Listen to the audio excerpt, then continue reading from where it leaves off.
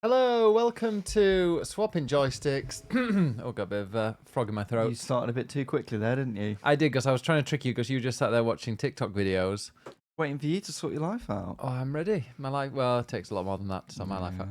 And yeah, welcome. I'm Biggest Bennis, otherwise known as Ben, if you're nasty. Ben. And speaking of nasty, joined as always by Nightingale. That's me. How are you doing?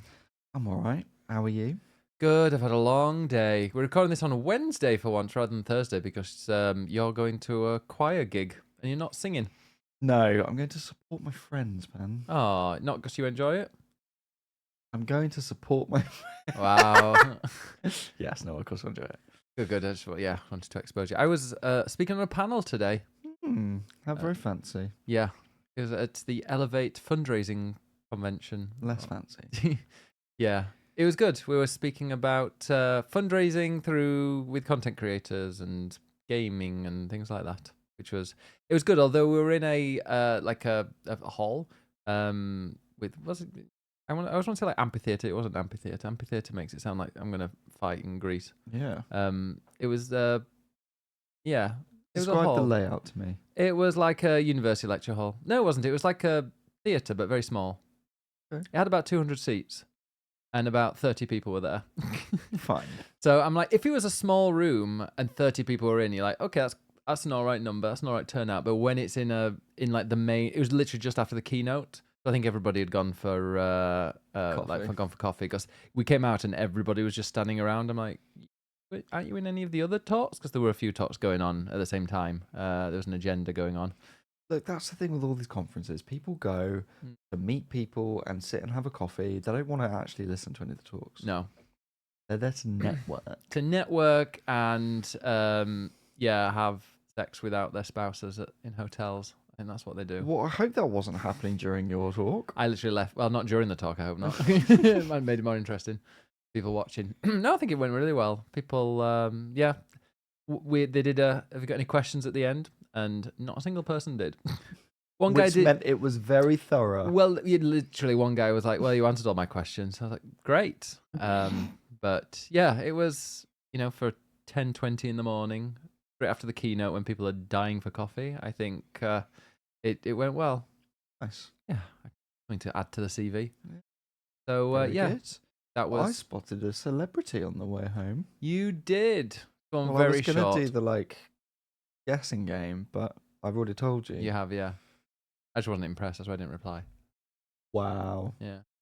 It was Joe Marler coming out of Charing Cross Station. A rival podcast host. Why are you giving them with dragging some wheelie luggage bag? A wheelie luggage bag. Just dragging a willy around. Yeah. He's very short. You can talk. No, he's shorter than me, but he's about 5 times as wide because he's stacked. Yeah. Wow. But yeah, he sort of walked past me and I was like, did a double take, like, wait, was that him? And I was like, oh, it was. But yeah, he was, probably in a rush. And I hate being that person now. Oh my God, can I get a selfie? I hate those people. Do you? Yeah. I think I've ever done that. I did it, well, it wasn't really that, but I did that with Max Fosh to send you a picture. Yeah, but that's fine. Yeah. That's semi-known. Yeah. Like, yeah, you know. But when it's just like a random celebrity in the street, like, oh my God. Yeah, I've not. My friend loves you. Can I get a picture? What celebrities have you seen, like, in the street? Because I've seen, not many, to be fair. No, I don't. Like, for living in, or for working in London, I'd expect to see more. I did see, what's his name? Jason Statham the other week. You did? Yeah, he was filming his new film. I think it's a sequel to Layer Cake, which is a film, apparently. I've not seen it. Oh. Is it about cakes? No, it's about gangsters in London. Of course it is. I mean, he was wearing his flat cap at the time. I do have a picture. There you go. I uploaded it onto Instagram in my I think it's based in January and February. Yeah, it was because he was in a black cab. Elforia cake. Yeah. Well, he was, I put in my January, February photo dump on Instagram. So if you want to go and check out Jason Statham. Apparently, Elforia cake. Oh, Elforia cake. No, the A is a 4. CAC 3, do you mean? Sorry. Elforia CAC 3. Yeah. But yeah, no, like seeing people From 2004. famous people around. Who have I seen? Oh, I saw what's his name? The tall one from Strictly. Was Tom Hardy not there? I mean, He's in maybe. Layer Cake. Apparently, what's the guy that plays not Lucifer, Luther? Luther? Yeah, that's it. Idris Elba was there. Apparently, he was there the next day. Yeah, but I'm not going to I'd work. much rather see him than Jason Statham. The thing is, I like Jason Statham because I watched Crank. You've not seen Crank, have you? No. That's great. He gets injected with a drug and he will die unless he keeps his heartbeat and heart racing. So he does a lot of things to keep his heart rate up, and it's very funny. The title refers to the social strata, especially in the British criminal underworld. The film's plot revolves around a London-based criminal played by Daniel Craig. Boss. It's I feel like I should watch it. I feel like I'd enjoy that. And I'm not. You probably would. Yeah, I don't mind a film like that. But my brother was very impressed. My older brother. He likes. Is he also a gangster? He likes a gangster film, I think. But like people, I saw, Aliash, that's it, who I saw in Soho. Oh, from Strictly? Yeah, and we saw the whole Sky F1 team that one time, remember? And we were just walking through That's Soho true. and went past the pub, and I'm like, Yeah, there's they're having a drink. literally the entire Sky F1 presenting team.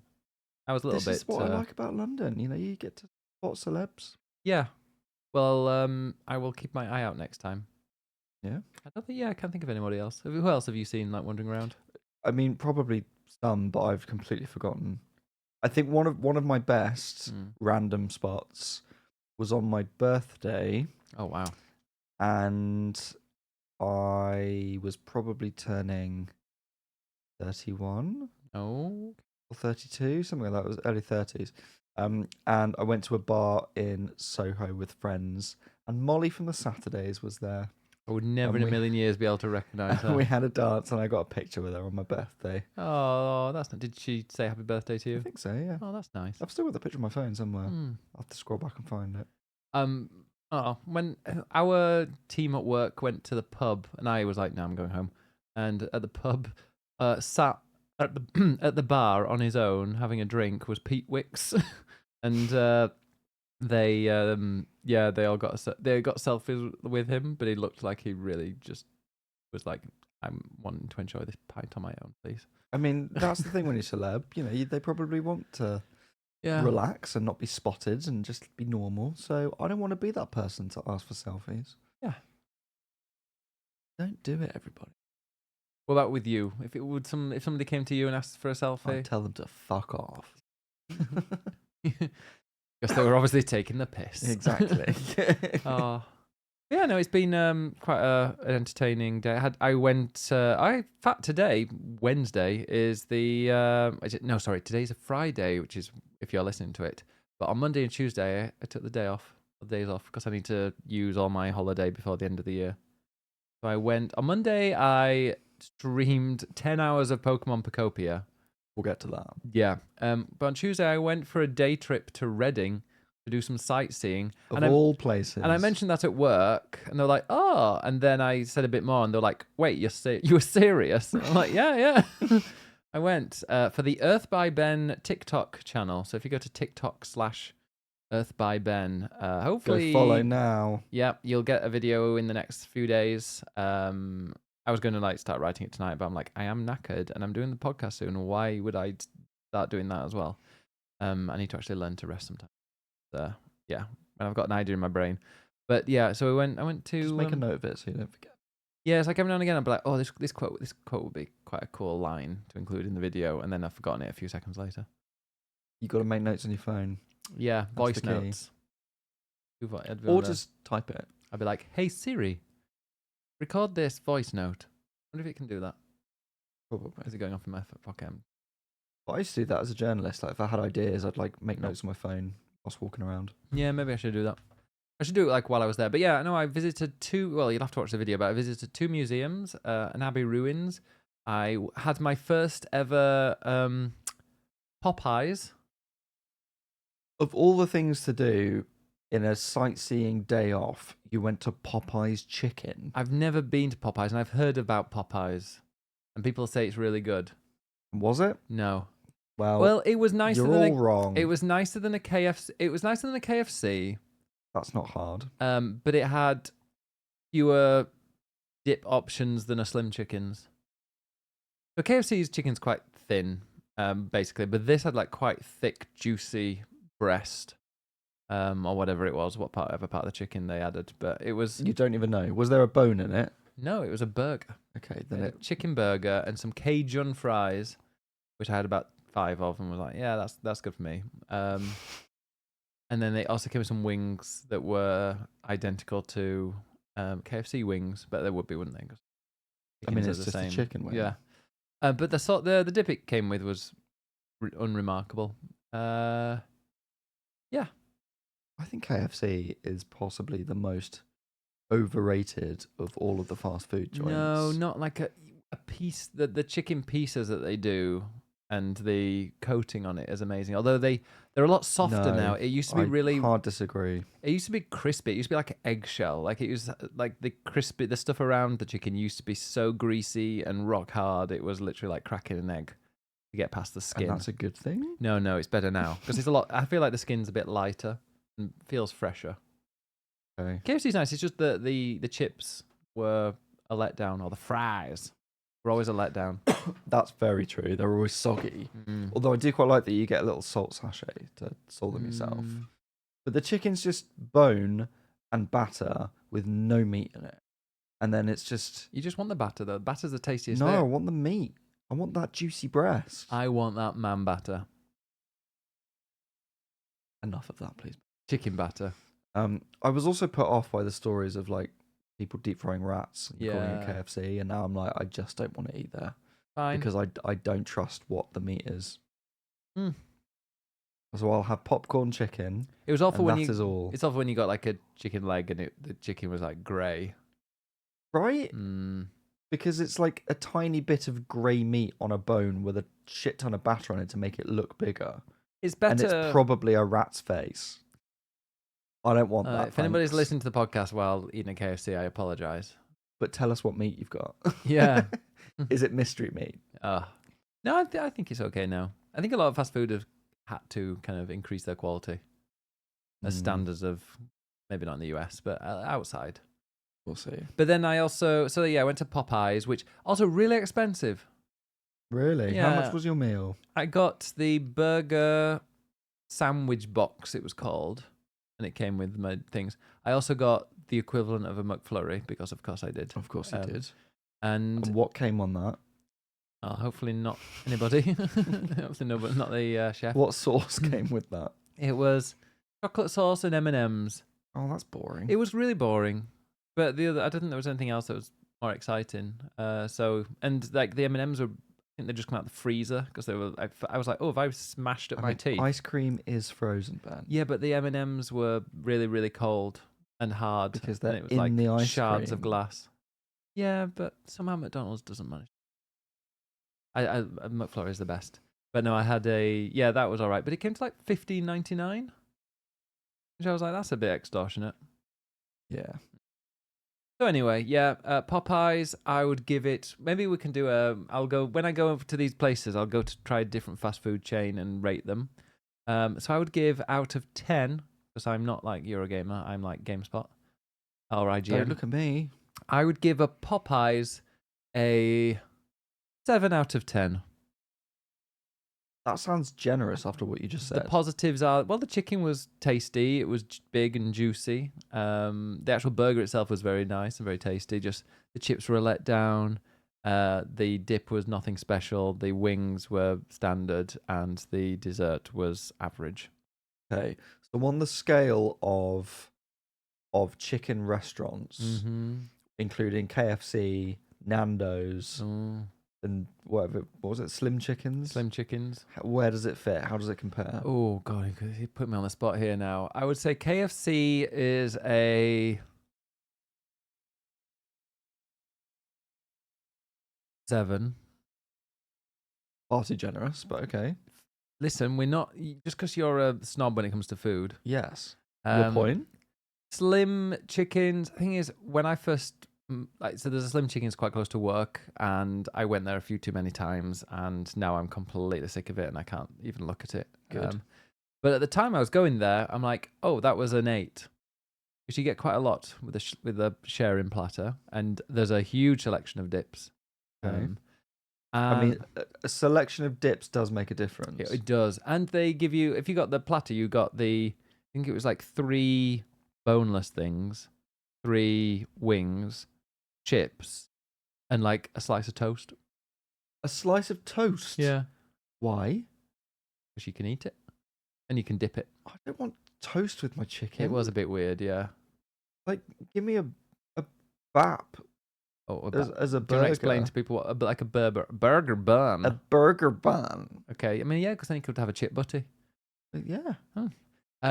So yeah, but oh, no, they also have unlimited refills as well, and they have Dr. Pepper that you can flavor, which is also what they did in. I think a lot of them do now, actually. Okay.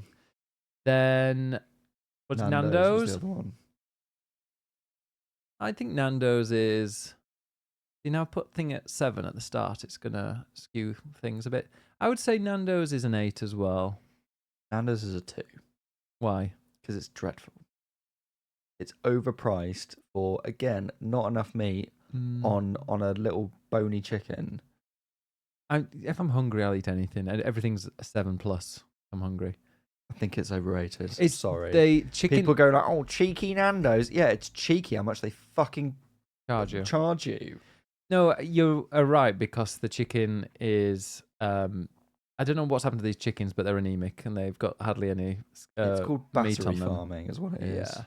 Although, maybe it's not, allegedly. I've had a fake Nando's before, which is in Cardiff. There was a place that did like their own. They literally had the same Nando's menu, but the spices were better. The meat, there was literally about twice as much meat on the chickens that they did, and it was cheaper than a Nando's. Go for fake Nando's. I will say, at least Nando's, they have decent sauces, but you can just buy that and then cook the chicken at home and get. Can you? Could you? Yes, I could, Ben. You could put flavour on that chicken. Fuck you. We should try that, actually. The way you flavouring chicken. The way Ben comes scuttling into the kitchen every time I cook a chicken to go, oh, is there any skin? Yeah.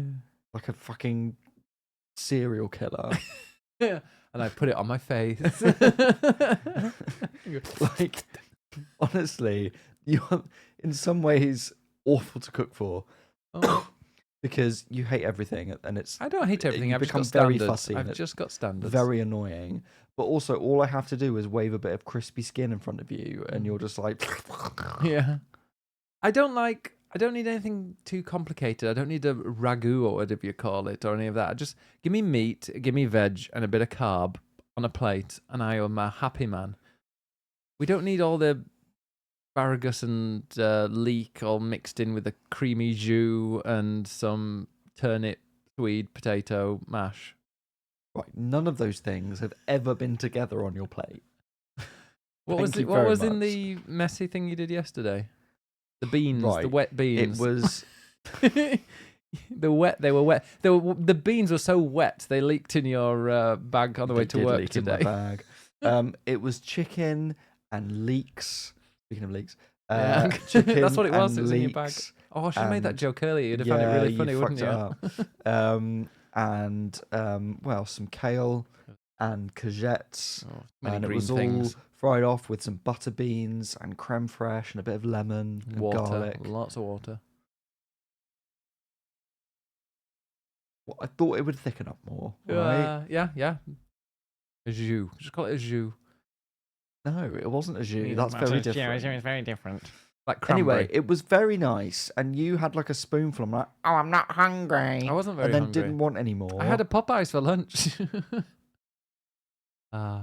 Anyway, next time I go somewhere, I'm not sure where it'll be, but let me know which fast food restaurant to go to. You also went to a game shop. I did go to a game shop, and I bought... I was about to say, "Ooh, can anybody guess?" And I'm like, if you see my stories on Instagram, you'll see.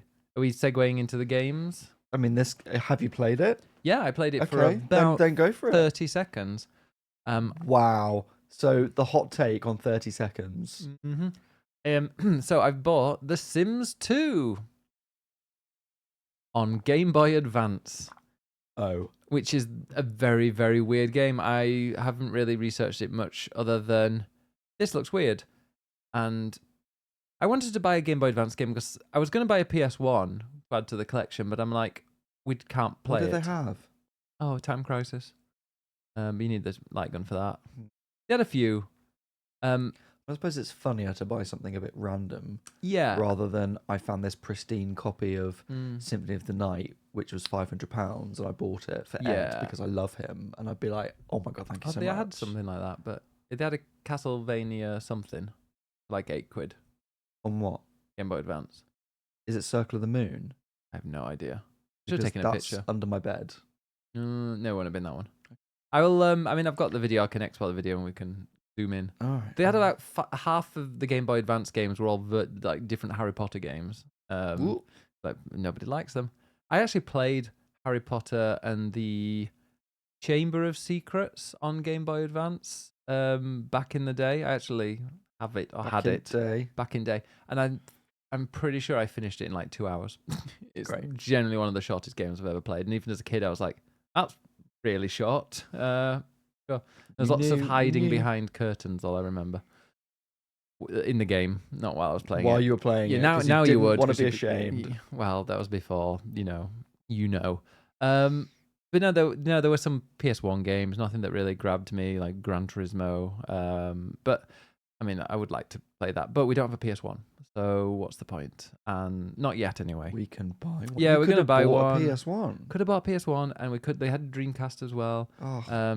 But no, we need to get a retro Tink so we can couple it up to the main TV and have it upscaled. Yeah, if anyone wants to sponsor us, we can get one. Yeah, give me £400 and I'll buy a retro Tink, and we'll do a 24-hour Dreamcast stream. Literally the dream.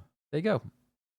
24-hour. Like, no word of a lie. I would genuinely love that. For a £400 goal. Yeah. We'll just put Shenmue on, and we'll bore everybody. Well, if it's 24 hours, at least we can do shifts. Okay. We'll do 8 hours together, then 8 hours one of us is asleep, and 8 hours the other one's asleep. Okay. Perfect. I will do a complete run of Sonic Adventure, and then play Shenmue. And then I'll then I'll play Power Stone together. Then I'll raise another £400 so I can get a copy of Res. Okay, sure. A single copy of Res. And that'll last you 20 minutes. Yeah. I know I never finished Res. Got quite difficult. We can play Soul Calibur together. I can beat you at Soul Calibur. No, and what other Dreamcast games are there? Wasn't the one where you had a Tamagotchi type thing? The fish one. Yeah. I've forgotten. Billy Bass or whatever. Yeah, I forgot what it's called. Dreamcast games. We've got Resident Evil Code Veronica. Yes, but that's on everything else. Jet Set Radio. Of course. Seaman. That's the one. Seaman. How could we forget Seaman? Skies of Arcadia. Already got it behind me on GameCube, but yes, we should buy it again and play Phantasy Star Online. I was thinking that, but it's not online anymore. Resident Evil 2 and 3.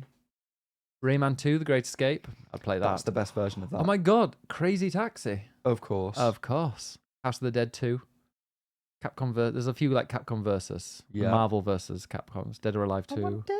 Shenmue 2, Power Stone, Virtua Fighter. Have you ever played Power Stone? No. Never even seen it. It's so good. It's Capcom. Is it though? And it's it's like an arena fighting game, but like sort of cartoony. Oh, I can see. And you basically beat each other up with all the environments. It's a bit sort of Smash Brothers-y. But you have to collect the Power Stones, and if you collect 3, then you go into like super duper mode and kick the shit out of everyone and win. But if you punch people, then you can steal their Power Stones. Like that. It's really fun. Sounds it. Virtua Fighter. I mean, classic. Dino Crisis. Sure. Sega Rally 2. Don't care about that. Ikaruga. Oh my god, I want to play that. Yes, that's also on GameCube. Half-Life. Don't care. Sega Ga. Oh no, Space Channel 5. Oh yeah, I skipped that one because I was like, that's fake. What? It's like a TV channel.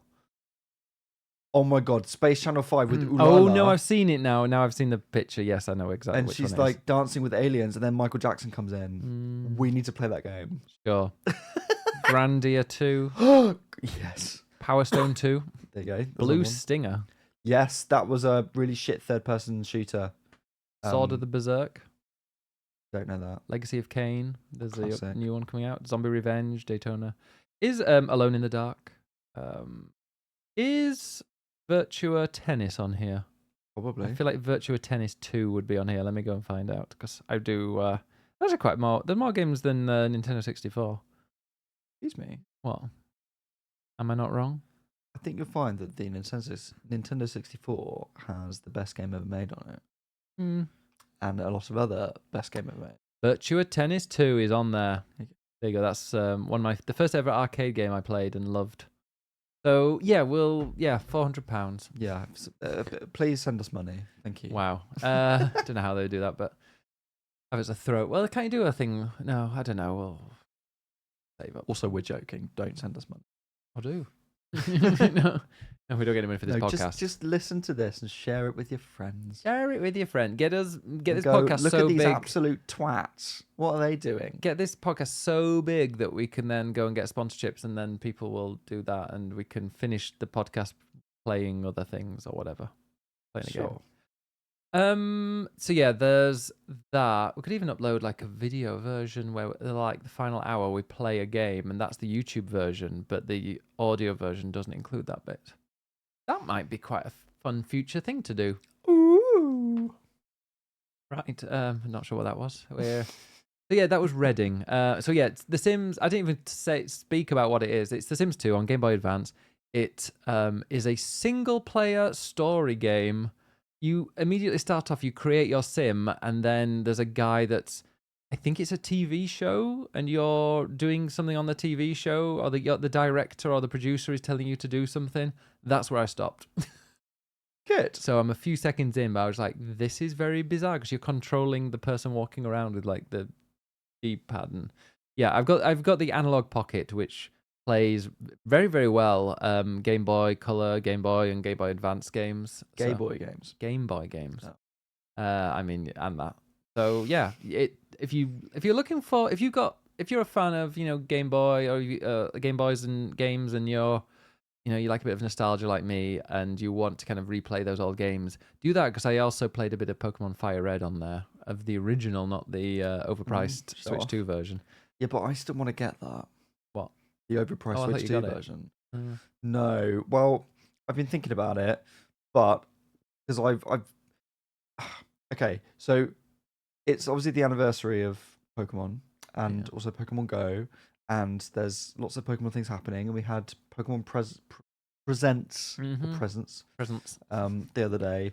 So I'm very much in a sort of like Pokemon mood, but everyone's playing Pokopia, and I feel like I'm going to play that next, and that hopefully will scratch the itch for me. It will. Rather than me spending however much to play Leaf Green.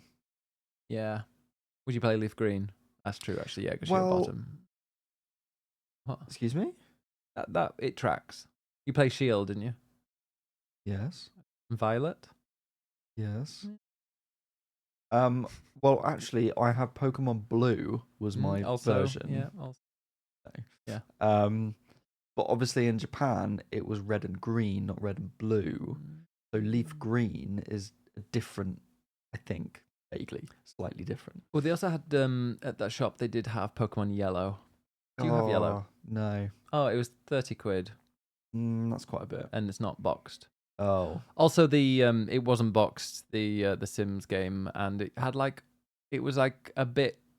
So the bit where they put the price on it was like all scratched off, and I saw a 2 there, or a 12 maybe, and I was like, oh, £12. I mean, whatever, I'll pay for a little shit game like this. It'll be funny.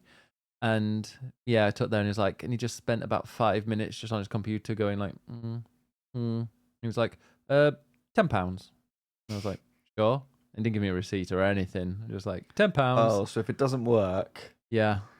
then I was like, it's that £10 game has down the probably bin. been sat in a cabinet, like gathering dust for about 20 years. There was some interesting. There was a game on there as well that was like double. It was like a Winnie the Pooh game plus something else. And you didn't get that? What made you choose The Sims? I thought it was a weird game, and I'm right. Yeah, there you go. I think every time I go to a place to to visit for the Earth by Ben channel, I'm gonna go and find a fast food restaurant and get a weird game. I literally left as well because I looked at the cabinet. I was like, "This is just full of shit." So I walked out, and then I was like, "No, I filmed a bit. I filmed myself walking in, so I need to do something. Not just I walking have to in. now. This is a load of shit. Walking out, and the guy scammed me.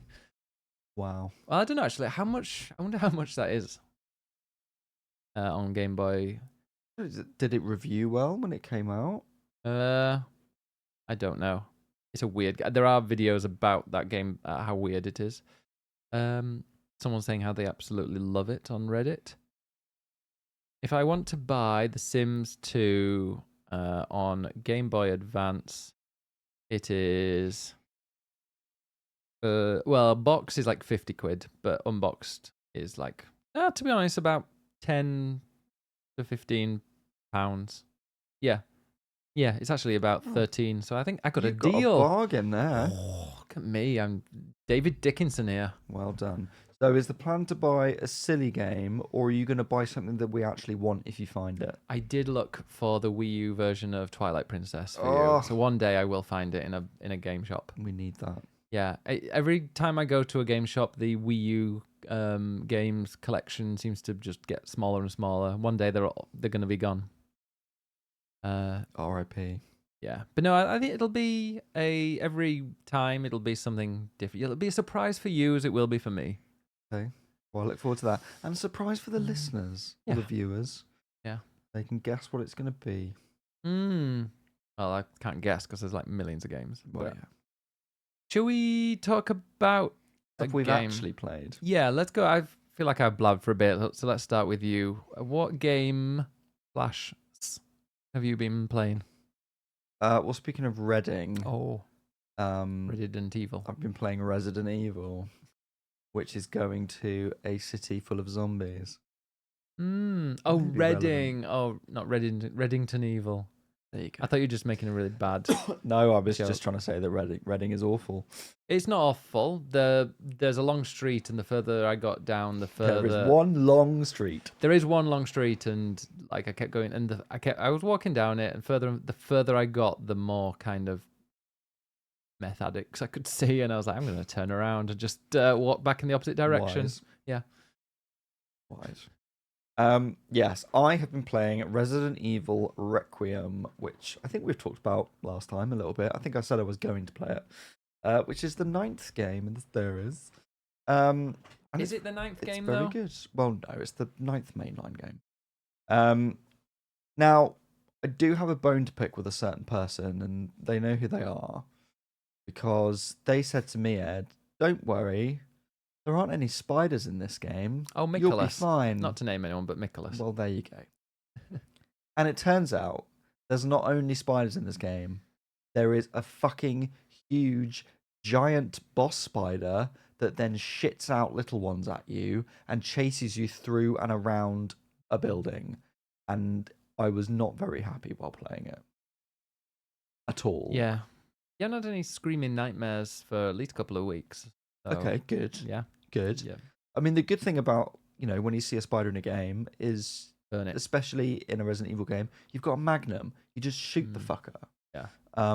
There's a horrible bit. I mean, I'm just spoiling this bit for you, but there's a I'm not gonna horrible play bit it. where, like, because basically you're inside the building and it's crawling around the outside, and then it literally bursts through a window legs first, and it was horrific, and I feel sick thinking about it. It's not real, Ed. It's just a game. But it was horrible. It was absolutely horrible. It reminded me of Lord of the Rings with Shelob. And the first time I saw Return of the King, I forced myself, I was like, I'm going to hate this. But I forced myself to watch the scenes with Shelob just so I could say, I'm a big Lord of the Rings fan and I want to say that I've seen it. And every time afterwards, I skip it. And the worst bit is when it crawls out leg first from under a rock. That's how they do it, though. And it's literally the worst thing. And Resident Evil has a similar thing, and I now hate it. Have you tried not being bothered by it? Luckily, the spider is now dead, and that's fine. Okay, or is it? No, it's dead. The zombie. There were some little ones that continue to survive, but the big one is dead. Anyway, apart from that, I am very much enjoying Requiem. Are you? So far, it's not my favorite of the Resident Evil series. So what they've done is over the time, I'm not. This won't be too long a story. Don't worry. That's fine. That's fine. Over the time of the Plenty of series, time. It's only it 10 feels PM. like it's sort of split quite a bit. So once we got to Resident Evil 4, we then had 5 and 6 that went really actiony, and then since then we've had 7, which went really horror, which is your favorite. Yeah, kind of. Well, I joke because 2 and 7 are my favorite. scream. Oh no, 7 I did in VR. I know. So 7's like very horror, and 4 and then others have gone very action. And so the series are sort of split. So what they've said with 9 is we're going to give you 2 characters, and we're going to give you a bit of both of those styles of gameplay. So you've got Grace, who is like pure horror. She can shoot eventually, but it's all about it's more about stealth and hiding and jump scares and things. And then you've got Leon, who just swans in with his campy humor and one-liners with a shotgun and kicks the shit out of everybody with a roundhouse kick. And it's a lot of fun, but it's not really very scary. And I think for me, like, if you've got this spectrum of horror, I don't really like games that are on the extremes of that. So your sort of horror extreme, something for me like, I don't know, Outlast, something where you're playing someone who can't really fight back and most of your gameplay is just hiding in the shadows. I don't like that kind of horror game because for me it's all about making you feel scared by like stripping you of any agency and any gameplay. So you're just walking around looking at things, hiding in the dark, and that kind of, not just Outlast, but generally that kind of horror game is not really for me. I don't like the gameplay of it. I don't find it scary, but like you get spotted, you instantly die, you've got to do it again. I just find it boring and repetitive. The other end is then your sort of action games, but in a horror setting that aren't really scary. And I still quite like that. But if it's cheap, then it's not great, i.e. Resident Evil 6. So basically what I want is something in the middle. Have they made a game like that? Well, this is the thing. I kind of want the Grace section, but playing as Leon. Okay. So Would the 2 Grace, be similar? well, basically Resident Evil 2 Yeah. is that. Like the Grace section it has a lot I really like in that you're basically playing through this hospital facility, whatever you want to call it. I think it's a memorial hospital, and it's full of zombies, and it's the classic like Resi 1 gameplay where you're like, right, I've got to get from here to here, and you're looking through the map, and you're trying to work out your routes because you've got to go past certain zombies, and you've got certain items you need to take with you, but you're limited. You've got to work out how much health do I take, how much ammo do I take, and you've got to be strategic and you've got to plan. And I really like that. That's what I loved about the first Resident Evil. But Grace it also has bits where she's just running or it's like pure stealth. Like the bit you played at the start with the girl, as she's known. Yeah. Where she's stalking around and you can't fight back. So you've just got to, avoid her. I don't really like stalker enemies, and it's not because I find them scary. It's just because they get in the way of puzzle solving. And I like to take my time and enjoy the atmosphere and think about the puzzles. And I don't need some annoying monster crawling up behind me. I just find it irritating. So yeah, there's that. And then Leon's side is just all out action and a bit over the top campy. I'm now in the second half of the game where you're playing much more as Leon, and it returns to Raccoon City. And if anything, it feels quite The Last of Us. Because it it's looked like that very when I sort walked of in. post-apocalyptic with zombies around, and you're like sneaking up and stealth killing them, and it feels quite Last of Us-y, which is not so Resident Evil. Last of Us-y. Yeah, so to speak. So I'm enjoying this now more. Now I'm playing more as Leon. I'm enjoying it more because it's a little bit more puzzly, but it feels very Resident Evil 4, which is great.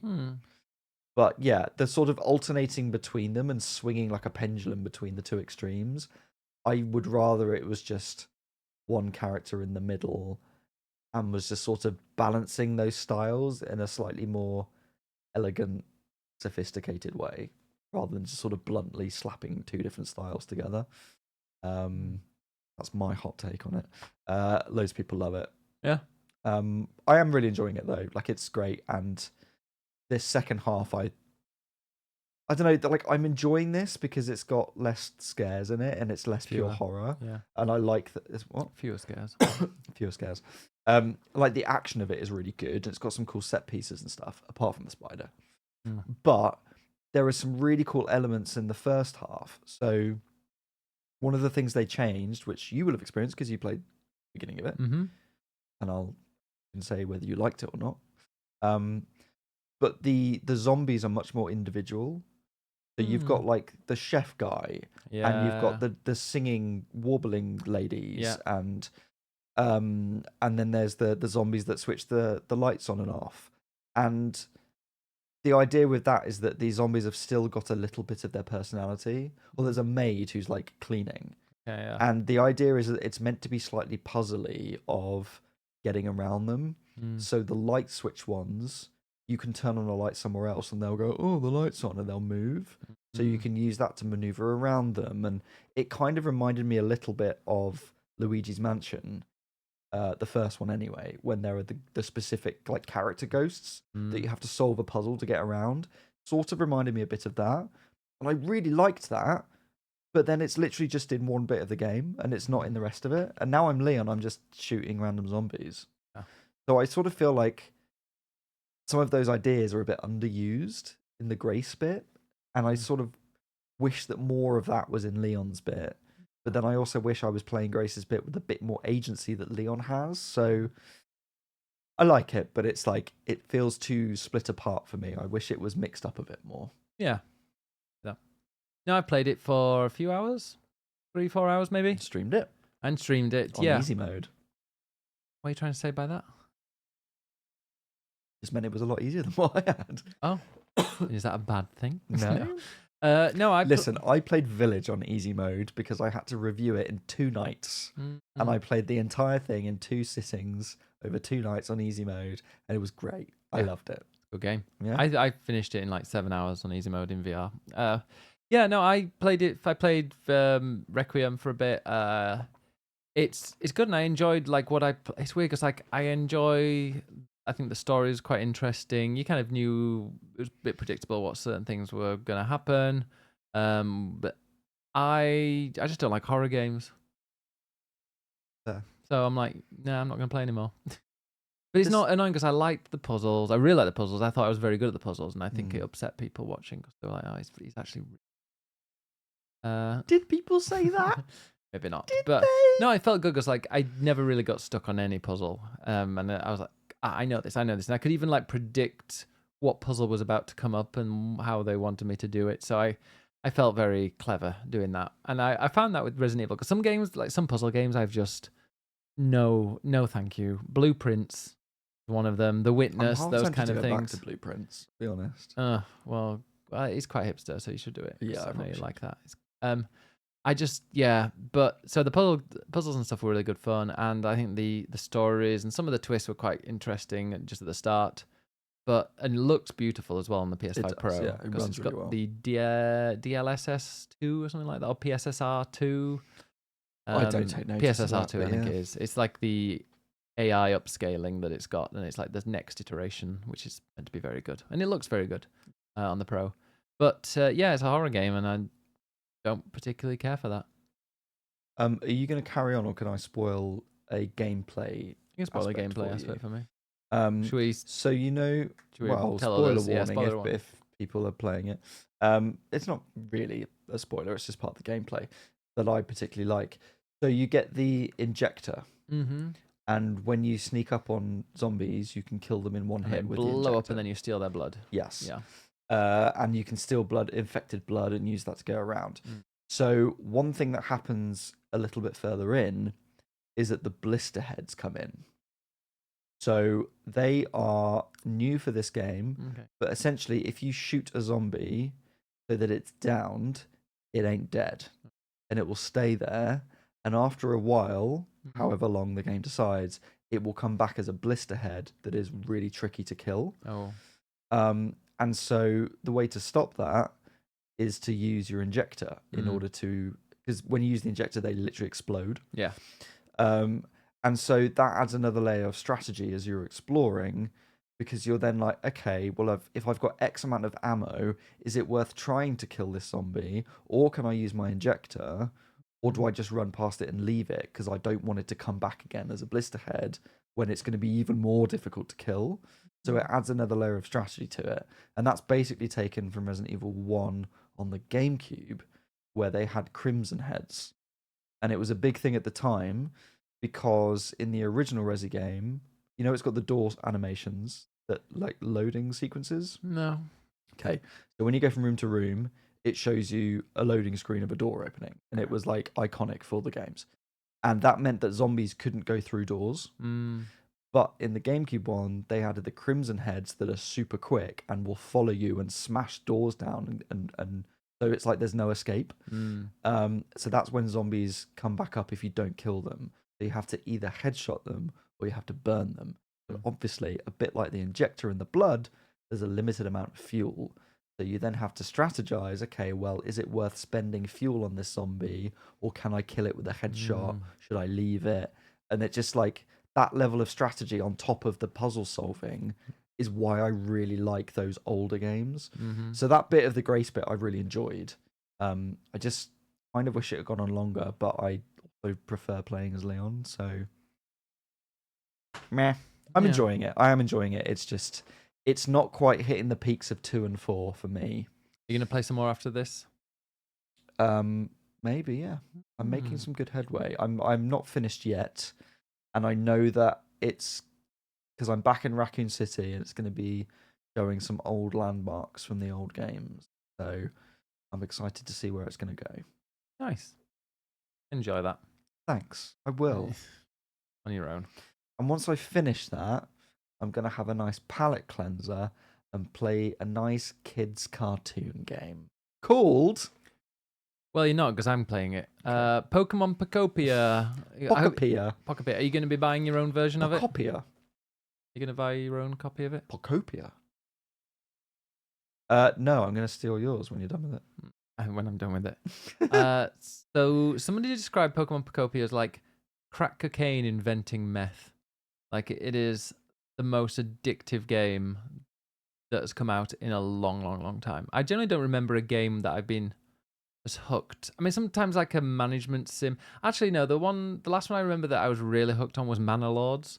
Because it was just always like, oh, a little bit more, a little bit more, a little bit more. And this is very much like that. So a lot of people are like trying to compare it to Stardew or to Animal Crossing or to Minecraft or these kind of things. But if you've played Dragon Quest Builders or Dragon Quest Builders 2, which is the one I played, it's that. It's the same team pretty much. It's the same team. From Dragon Quest Builders 2, and it follows the same kind of rules there where, well, though they're in... It's all about building, obviously, but in Dragon Quest Builders 2, you have to kind of... You get a blueprint for a building, and you have to get all the items and then build it, and it'll then eventually... Hey, look, you've created a barn for all these animals to live in, or you've created a whole shower block for all these sweaty miners to get showered in. Lovely. And it's got a great bit of humor as well, which Pokemon Pokopia has as well. So it's then Dragon Quest Builders, it was very much focused on the building, whereas this Pokemon Pokopia, you are not necessarily, well, you are building buildings, but it's mainly focused on creating certain habitats so Pokemon will appear. So you wake up as a Ditto who, and all the humans in this world have disappeared. And it is post-apocalyptic. It is. For some reason, I can't remember exactly why, but the Ditto decides to transform into the trainer, and then its trainer, and then wander around as this human, but also kind of recruiting Pokemon, or at least trying to get them to appear in the world. And it's kind of Minecrafty in a way, in that you can kind of pretty much move every single block. You can change every single block. You also get certain skills from different Pokemon, especially obviously you start off with Charmander and Squirtle and Bulbasaur, and when you get Bulbasaur, you can create some grass. When you get Squirtle, you can squirt water, or shoot water. You can squirt it. Charmander, you can burn things. No, Oh. I don't think you know, because you don't burn. As far as I remember, I can't remember exactly what you get from him. But yeah, these Pokemon have different skills. And they can give you the skills that you can use to then kind of terraform and make the place look nice. And for example, if you've got some, you can create some grass. So you could go to a lake and put a few patches of grass near the lake, and then that becomes a lakeside grassy habitat. And then lo and behold, a little bit later, maybe a Pokemon will start appearing there, and then you can go and get them to join your little island and join your little community, which is where the Animal Crossing bit comes. Okay. And they do chat to you, and they're all very friendly, and you'll walk past them, and they will come up to you and be like, "Hey, I love what you're doing. Here's a log, or here's one stone." I'm like, "Yeah, thanks very much for that." So they will give you things, but it's very, very cute. It's really, really charming. But you can also upgrade their habitats. So at the start, they just live in the habitat that you have created, where some grass next to some water, or there'll be some grass under a tree, or it's an area where a bunch of plants are. So a bunch of vegetables are growing. So yeah, that is like what you create. But then you can give them.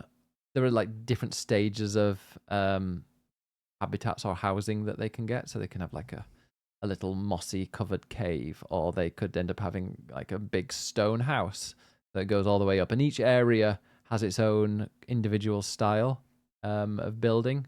So in the opening area, it's all like cutesy little wooden themed things. So it's you start off with like a little shack, and then I think eventually it's like a wooden cottage you can build, requiring lots of materials and lots of real world time, because it takes actual time to do this. It's like literally, hey, it'll be ready tomorrow, similar to Animal Crossing. Yeah.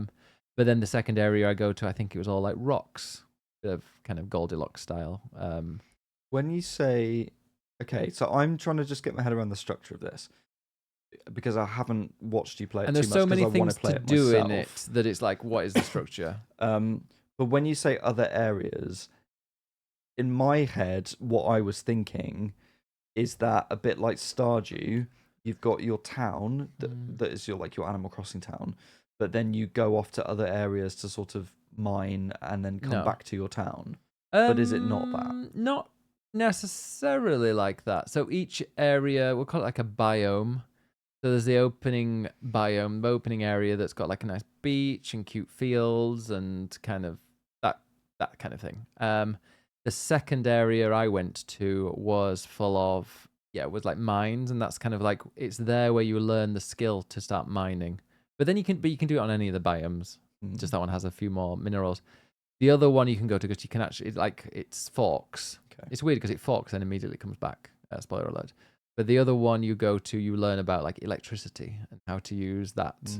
And then the final one I've got to, I'm not going to spoil too much, but I'm pretty sure it's like bricks for the houses in there, and you also learn, I think maybe flying or traveling like that. I don't know. I haven't learned it yet, so it's not a spoiler because I don't actually know. But you can learn your skills in those areas, but you're pretty much doing exactly the same thing. You're trying to recruit the Pokemon in that area, build it up so that the environment level goes up to, I think the max level is like 20. But it's quite hard to get from 1 to 5. So I'm wondering what happens like post game. But yeah, you build an area, and like the Pokemon in each of the area, the Pokemon centers are destroyed, and you have to get it, and you have to make that Pokemon center back to life. It needs to be rebuilt. So basically, you're not actually building a village like you would in Animal Crossing, but you're building across every area. Yeah, you're because building. Each one is different, so has different Pokemon basically. Pokemon also, so Okay. it's a little bit. That makes more sense to me now. To be honest, think of it like in Pokemon, the towns. Mm. So you're like building the towns, you're like rebuilding those towns, and they're all in different kind of locations. But eventually, like the dream is at the end of it, all the Pokemon are living everywhere around the world in all these different areas. Because like I've got in one of the areas, it's in a cave, and I've got like a magma. No, Charcoal. What's the cute looking called, like a charca something. I don't know. It's this sweet little tiny fiery thing that lives literally. It's like living in next to magma in a cave that you have to go quite far to go and try and find. Okay. And in like the mining area, you learn how to get mine carts and how to build and how to craft like railways. So you can use that in other places as well to speed around. So yeah, it's mainly going to these different biomes to kind of learn recipes so that you can actually build and you can craft, as well as like the skills that are available there. So you can just like then you can go back and use them in different areas. So instead of got to catch them all, it's got to attract them all. It's got to attract them all, yes, very much. Okay. And also got to collect all of the recipes and all of the items and all of the millions and millions of different. If you look at like the collections of what you can get in this game, it is vast. It's hundreds and hundreds and hundreds and hundreds of things. That sounds ominous. Yeah, like there will be somebody in like about a month's time who's like, "Hey, I've got everything," and it's like, "How the hell did you get that?" Yeah. So it's just there seems to be always something to do, and it's weird because they've got like time gating, so it's real life, it's real time. If it's dark outside, it's dark in the game. So. And a lot of the things are like, hey, this is going to be ready in 15 minutes, or this is going to be ready in an hour, or this is going to be ready tomorrow when you're building things. But there's always some other stuff that it doesn't feel like it's stopping you from going. No. So, because I think that's something Animal Crossing does well, where it's like, oh, it makes sense that this building would be erected tomorrow or whatever. Yeah.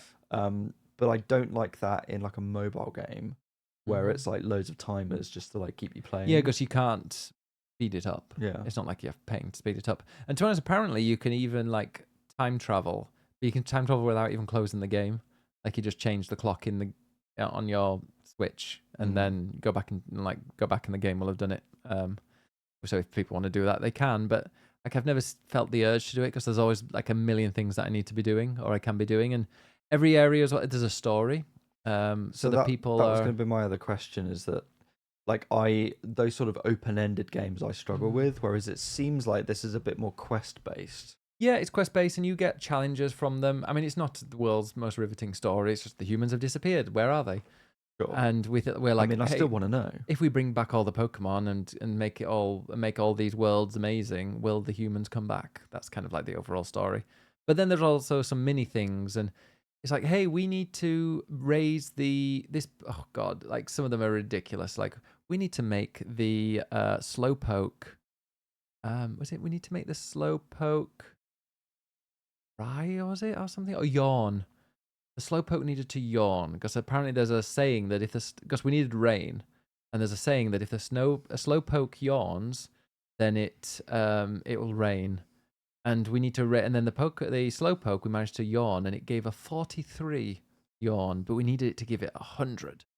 And so we had to do these various little side quests to make the Slowpoke yawn as much as possible. And they had something similar. There was another world where we had to like have a party, and I think we needed like the good vibes to be at 100, and we had to do that by finding CDs for this Rotom that plays CDs, and had to do all these various other things to make it at 100. And when you do it, I mean, I think there are only so far I've got to a 4th world, and I think the absolute vastness of each of these worlds, I'm like, even if that's the last world, which I think it might be, it's still a huge game. Because I've also unlocked a sandbox thing, which I'll talk about in a second. But you start to be like, okay, so you've got this, you need to do this. Then you've got this general giant quest where you need to hit 100 in whatever it's talking about.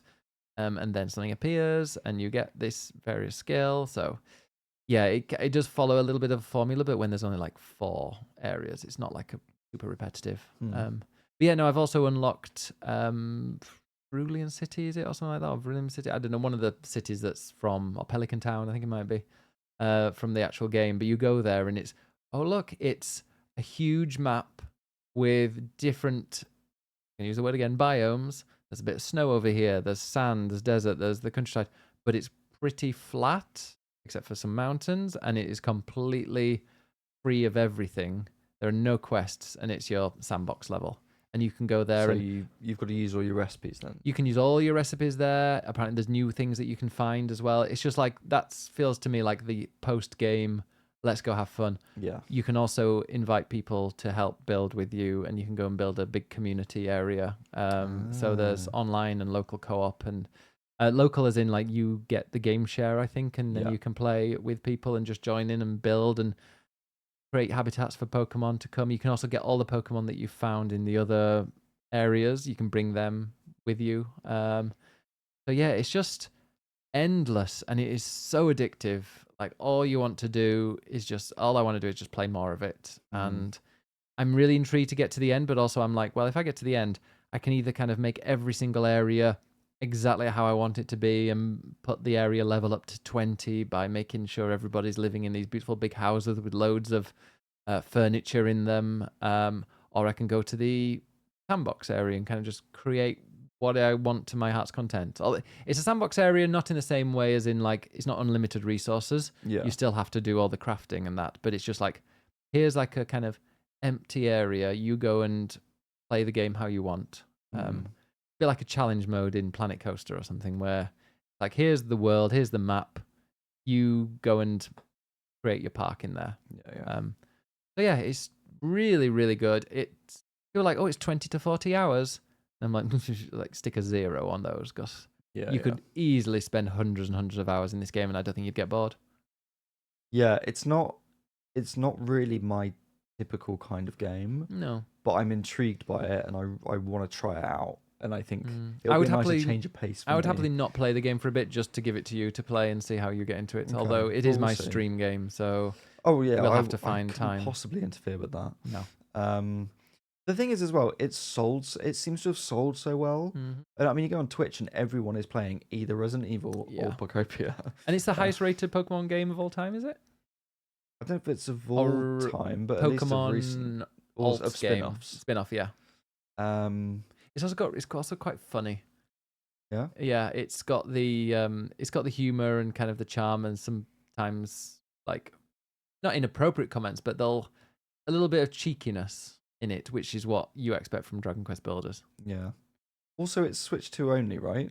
So I think a lot of people are going out and buying Switch 2s. I know somebody, exactly. Sret, who her boyfriend came into the chat while I was streaming it, going like, "This stream's becoming very expensive. I've now got a girlfriend that wants to buy a Switch 2."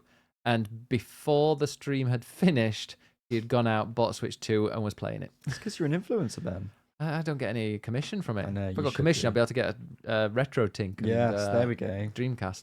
Keep buying stuff, everybody.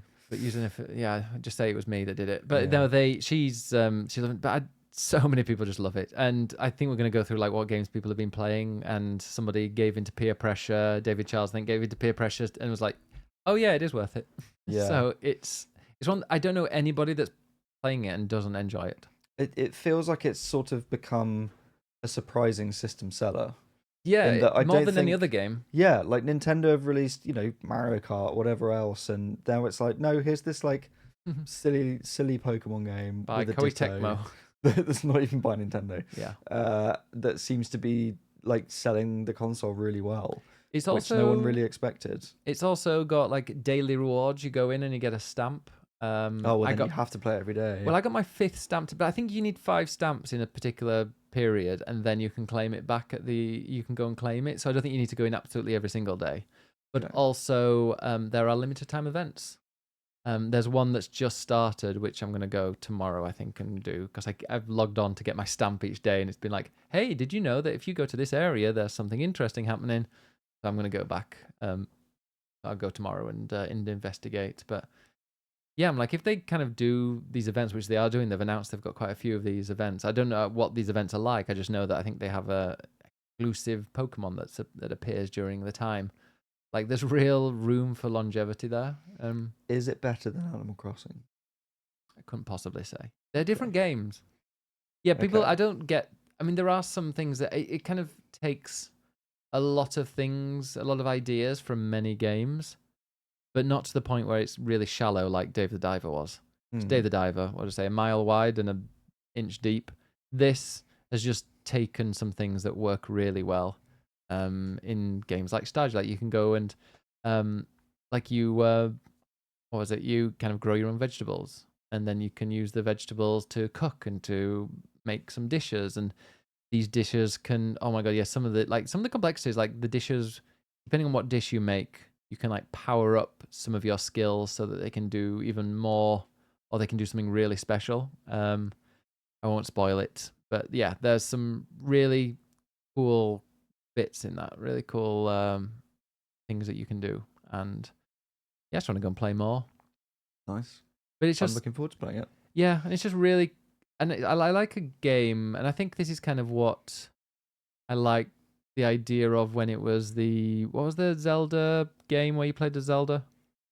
Echoes of Wisdom. Yeah, where you can kind of brute force your way to do something. I feel like here is quite similar, like because Okay. you can just destroy most of the world Yeah. and just like dig through, and you need to get from that place to that place. Why don't you just make a hole entirely all the way through it? Or why don't you build a minecart that just goes directly over a mountain and down again, which you technically could do to get there really quickly. So you can make things easier if you just put a bit of time in it, and you can be as goofy as you want. I really like. Do like to be goofy. Like to be goofy. Yeah, and there's like, hey, this area is quite difficult to navigate around because there's some hills and trees. Just destroy them. Right. And flatten it, and then it's a nice, easy walk. Yes. Yeah, I like it. It's a really, and also the Pokemon are really kind of charming, cute, as I've said. So And it runs well. very well. Yeah, For I a had Pokemon no issues. Yeah, it looks good as well. It's a Pokemon game that looks good, and yeah, there's also like Team Rocket, which have been asking me for certain things. It's weird because I'm on like the third part of this, or like they've asked me to do, hey, deposit some things in this thing and we'll give you a reward. And then I did like the first two, which I think were like the introductory ones. And I'm doing the third one now, but I've realized that the third one requires something from like what I think is like the last area. I'm like, is there just loads of post game in this part or what? So We'll find I will out. find out. I really just want to play and find out more. But yeah, literally 10 hours flew by. And people going like, oh my God, you're streaming. I've been asleep and I went to bed and now I woke up and you're still streaming. Or I went to work and come back from work and you're still streaming. And I'm like, doesn't feel like it. It's really, really good. Back to the Animal Crossing days. That's what it is. It is. But like with Animal Crossing, I needed to use my imagination quite a bit to kind of create my own stuff in it. Whereas the game does it for you. Good. That's what I need. Yeah. Yeah, it's really, really good. It's my game of the year so far. Wow. I mean, easily. I've just remembered I played another game this week. Not only that, I have finished a game this week. Good Lord. I know. Got crier. Go on then. Which so far is maybe not my game of the year, but it's definitely up there. It's called Minishoot Adventures. I love Minishoot. Love to Minishoot, but with a spaceship. And basically, it was shown at last week's Nintendo Indie Direct thing, whatever they call it. And it caught my eye, and I thought, well, that looks quite interesting. I'll look it up on Switch. And I think it's like £13, so it's not expensive, but it's also on Game Pass. So I was like, oh, I'll play it on there. So I played it on Game Pass. And it's basically a top-down Zelda game, but as a twin-stick shooter. So you're playing as a spaceship, and you are flying around this open world, and there are dungeons, there are puzzles, there's heart pieces, there are bosses, all these things that you would expect to get in a Zelda game. But the combat is a twin-stick shooter where you're like shooting, other spaceships and stuff that come around, and sort of bullet hell, patterns to navigate through. And all of the power-ups that you get, your typical Zelda power-ups, are actually powering up your weapons as your spaceship so that you can explore further. And it's just one of those ideas, when you're like, this is just two genres that have been very simply spliced together, but they work in a way that you're like, this is so good, and it sort of shouldn't work, but it does. It was so simple, really captivated me. I played it in like 3 sittings and finished it, and like 100%ed it. So it wasn't long. It was maybe like 8-9 hours. Is that your first Xbox game that you've 100%ed? Probably, yeah. It's just really good. Like just a simple game. Looks really clean as well. Plays really well. If you like Zelda games, give it a try. Because it's a little bit of a twist on Zelda, but and also there's different difficulty modes as well. So if you're like, oh god, bullet hell, I don't want that, then you can turn the difficulty down, and it's also quite easy. Like you get quite overpowered. The more things you kill and grind, you get more XP. You can level things up, so you can grind quite quickly to level up. It's just a really clever little game. Very much enjoyed playing it. That was also a nice palate cleanser between resi sessions. Yeah. Good. Good, yeah. Would Bullet Hell and recommend. Zelda just does not appeal to me, but I'm glad that it's there for you. It very much appeals to me. Good. And I think it will appeal to a certain subsection of people as well. Does it appeal to people like the ball pit kind of thing? You know, that kind of thing where you're just grinding to become stronger and stronger, and then you can do the next bit? Kind of, yeah. I mean, you Okay. don't need to grind particularly. Yeah. You can. You don't have to. Nice. So yeah, it's just a really addictive little game. Should we see Minishoot Adventures? Yeah, Minishoot Adventures. Should we see what other people have been playing? Let's. Do we have any from last week to read first? Probably, actually, yeah. So get chatting while I scroll. Oh. Well, it was Mario Day. It was Mario Day. It was Mario Day. And I played some Mario Galaxy on stream this week, which was very nostalgic. Because I haven't played that since it first came out back in 2007, I think it was. Yeah. So yeah, it was a lot of fun to go back and play through that again. It looks very nice on Switch too. It's a fucking great little platformer, and it's good timing before the film comes out, which is the Super Mario Galaxy film. Now I'm all refreshed on references. When are you going to see that? Are you not coming? Why not? Why won't you come? I'm going to see Project Hail Mary, and that'll be my annual. Why won't you come and see Mario with me? Because it will be full of children. What if I get you a free ticket? Premiere? The premiere? I'll go to the premiere.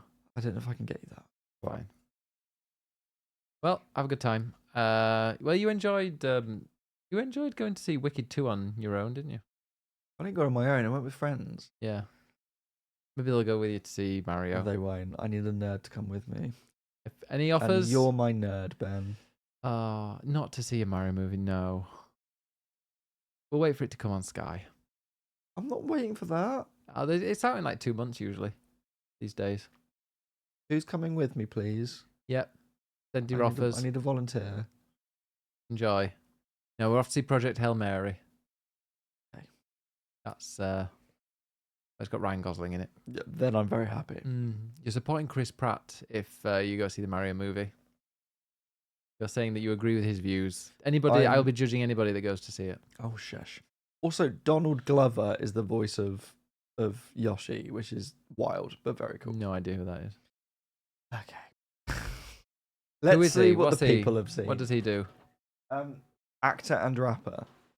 Childish Gambino. You're saying words.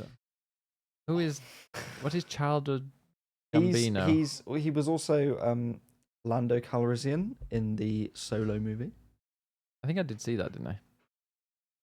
He's very stylish. Very cool. Let me see. He's let's go through his discography. Not discography, his filmography. Oh, he's in The Muppets. He's in Magic Mike XXL. Oh, he's in The Martian. Oh, so I have seen him in something. Oh, he's in Across the Spider-Verse. He's Prowler. Okay, he's cool then. Very cool. Yeah, still not going to see it. And he's the voice of Yoshi. It's like, what? Or Yoshi, whichever. Yeah. There you go. That's all I know him from. Right. So, well, you can talk about what people have been playing. We'll go and do what people have been playing last week before Ed throws up. Sorry, I was burping. Lovely. Klasko says, at the weekend, I played through the story mode on Super Bomberman. Can I just say, I always used to think it was Bomberman. Bomberman. Because I didn't realise it was bomb. Which, even though, have you played the game? Because you literally throw bombs. I think you even look like a bomb, don't you? Just got a little... Oh, the character does. Yeah, does he? Yeah. Yeah. Does it like a bomb? You know, it's Bomberman as opposed to Bomberman. Bomberman. Like Bombadil. Yeah. Part of the Bomberman collection that released a few weeks ago. No, it doesn't. It's a game I played a lot as a child and was a lot easier in adulthood, but still just as fun. Yeah, it was one of my first games that I had was Bomberman on... Actually, didn't Switch 1... I mean, this wasn't obviously my first console, but didn't Switch 1 launch with a Bomberman game? I think it did, yeah. But as a kid, I remember having Bomberman... I think it was a Bomberman demo on like the PS1. So I played a lot of that. Yeah. The full game. Until I got it chipped. Rob Logan says, I recently finished my first playthrough of Dispatch. I still need to finish that. and thoroughly enjoyed the story. I've already started a second playthrough to see how different choices affect the outcome, and because I genuinely enjoy playing the dispatch game segments. My only complaint is that, like many Telltale games, you're given an illusion of choice instead of true agency. The story is going to progress as planned regardless of what you choose, with minor cosmetic changes being made along the way. And then there's only one or two major choices that actually make a difference. I mean, fair. I think there's a bit more choice in that than some games. Yeah, I mean, we didn't finish it, but knowing different people, or I know different people who have played it and finished it and have had wildly different outcomes.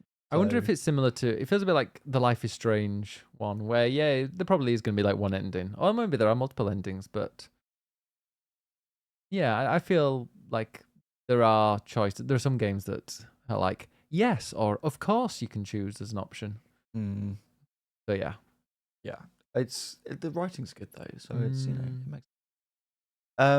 Rob says, I've also been playing the Woolhaven DLC for Cult of the Lamb. For a very reasonable price, it adds in a ton of new content, with the biggest introduction being a winter season that brings new survival challenges. You can also acquire, raise, shear, and butcher animals from your new ranch, and crusade into procedurally generated areas of new mountain locations. That is a great game. I don't know if I want to go back to it. No, I mean I never finished it, but I did finish it, and it was a lot of fun. Yeah. But Mr. Wibble played some Next Fest demos last week, so 2 weeks ago. The one I really liked was Darwin's Paradox, which is basically about an octopus escaping an industrial complex that one. and probably saving the world later. It's a Konami game, and I half expected it to have some Metal Gear references. Pleasantly surprised when it actually did, including the codec call for the Metal Gear games and the guard's surprise alert sounds. The demo was enjoyable, felt much too short, so that's good, and I'll probably get the game when it's out. I remember that was shown at a Konami showcase. Yes. And then it was also part of the PlayStation 1 where they had loads of Konami stuff. And yeah, I think it was part of a Metal Gear thing, so that's cool that it's in there. I also played the demo for Blossoms: The Seed of Life. It is very much a terraforming and crafting game, sci-fi, where you're a little robot who ended up in a barren planet where the goal to terraform it with the goal to terraform it to something livable. You start with limited battery power, so your first goal is to set up a predictable power supply and build your tech tree from there. It was pretty chill to play through. The start did feel a little slow. That's not my kind of game. Lastly, for now, Gambonanza. Oh, gambon. You know what gambon is? Prawn. In Spanish. French. I think also Italian. Oh. I think it's all. Wow, all the same. They're all Latin based. Okay, yeah. Gambonanza. I think most creators have been emailed about this repeatedly, but it very much felt like Balatro, but then with chess. Actually, I think I've seen this. Is it the pawn is actually the prawn, which is a gambon? I think that's a stretch. It probably has a niche audience because of the actual strategy required for chess, but it was enjoyable, even though it did remind me how bad I am at that kind of game. Were you a chess fan? No. I was in chess club at school. I literally played one game of chess against my ex-girlfriend. That's how long ago it was. Wow. And did she beat you? That's why you don't like it. No, I beat her, and then I retired on 100% victory. Okay. I was in chess club, library at lunch. very I'm like, good this at is it. boring. Chess is boring. Great. It's really boring. There are video games out there, Ed. There are video games of chess. Why would even worse? Why would anybody like sit at a table with physical things that they just push when you they have to use could your have a brain? Well, I can use a brain, but I can get like nice, pretty colors and images on a TV screen. You're the one that can roll your eyes at that. You're the one that stayed in and didn't play like with friends or anything as a kid and just sat and played video games.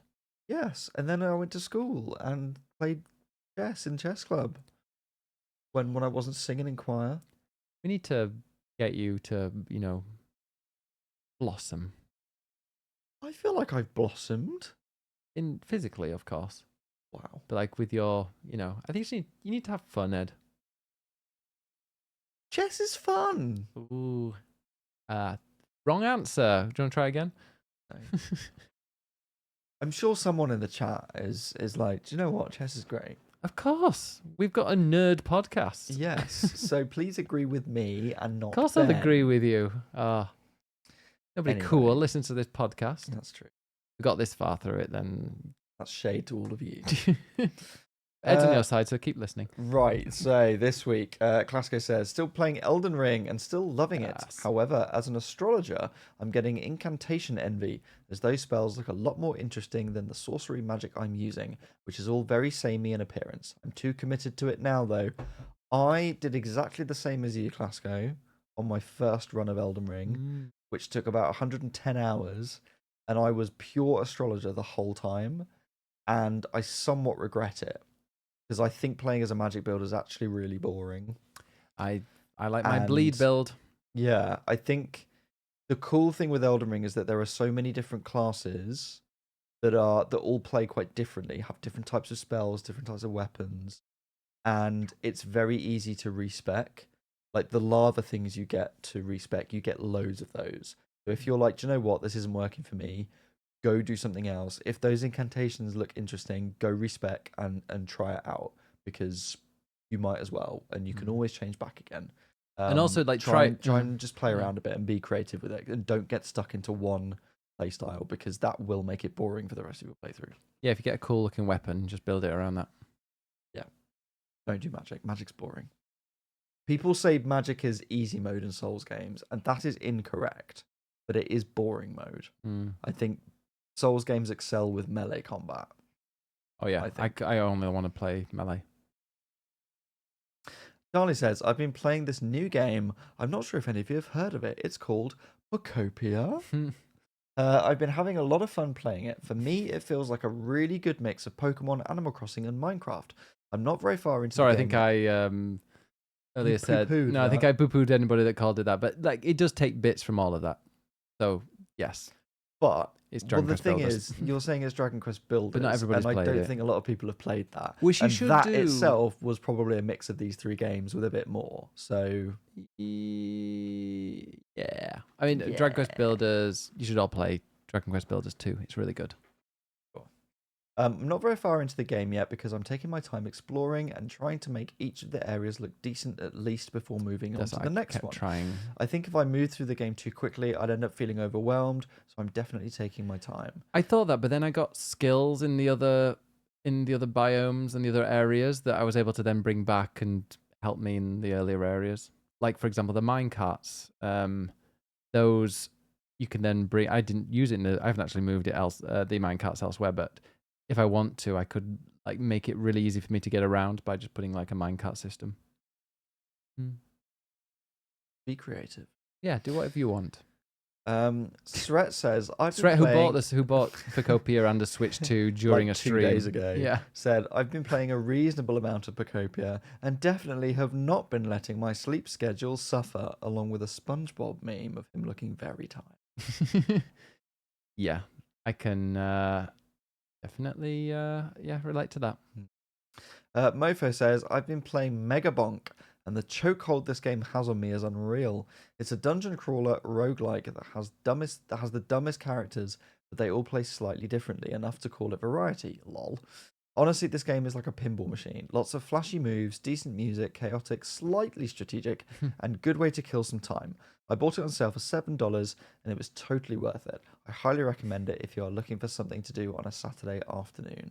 Specifically. As I understand it, it's basically Vampire Survivors, but 3D. Okay. I think that's what Mega Bonk. Gotcha. Which, if you like that sort of mindless...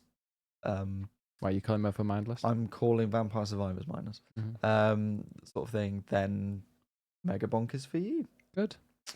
Linny Lavy says, still League, because where else can I take out my stress on poor, unsuspecting victims? And you know the people that you are letting that stress out are about 12 years old. Actually, no, probably they've grown up with the League. They're all in their 30s now. And should know better. Yeah, but they're sat at home without a partner. Let's not insult our audience again. Insulting League players. I know, I'm playing the heel character. Of course. You're the likable one. You're the hot likable one. I'm just the twat. I don't. Do you like Ed? In fact, if you like him so much that you want to go to the cinema with him, he's giving I'm away available a free for ticket. dates. He's available for dates. Lavi also says, I'm thinking of getting Hello Kitty Adventure though, as it's on my wishlist sale. Something to stave off the Pokopia itch. I'm waiting for more titles I like before getting a Switch 2. You keep saying that, and then the Switch 3 will be out. Exactly. Just get it now. The thing with the Switch 2... It's going to go up in price. Get it now, because it's about to go up in price. It will go up in price. With a RAM shortage. Because has it gone up anywhere? Not yet, but I think it's been... hinted at. Yeah. But it's happened with Xbox, it's happened with PlayStation. I wouldn't be surprised if it's going to happen with... I feel like I've seen either has. It's not gone up in Japan, has it? I mean, the other thing with the Switch 2 is that because it plays all your Switch 1 games, but better, it's just like a nice investment to like all of your existing games, not just the new one. Apparently, Nintendo by June or July 26 is it's likely, is what some experts have said, with the price of DRAM. Also, yeah, did you do that? Yeah, save off that. David Charles also says, I let FOMO get to me, and yes, Pokopia is as great as people are saying. Haha. It is, it really is. Are you getting the FOMO feeling? No, because I've still got Resident Evil to play. Well, let's finish here and you can go and play Resident Evil. Thank you. Bye. Has anything happened in the news? Nothing really, but we've run over time. And I've got a bed to go to eventually. So, yeah, thanks very much for listening / watching. Ed, where can we find you? You can find me on Twitch at ed_nights or on social medias. Ed Knights, you're on Blue Sky. Yeah. And I'm Biggest Bennis everywhere. And you can catch me at your latest conference, your nearest conference. I've got 2 more speeches coming up potentially in the next few months. But I'll wait until they're all confirmed before I say it. Not TwitchCon or anywhere as exciting as that, I'm afraid. But no. Yeah. So yeah, thanks very much. Go and listen to us go and subscribe to us if you haven't already, and leave a comment. Tell us if you like chess. Yeah, or if you want to go on a date with Ed. What would be your ultimate dream date with Ed? With all the details. Let's leave it in the comments. Get your fan fiction. Please don't. Thanks very much for watching or listening. See you next time. Bye. Bye.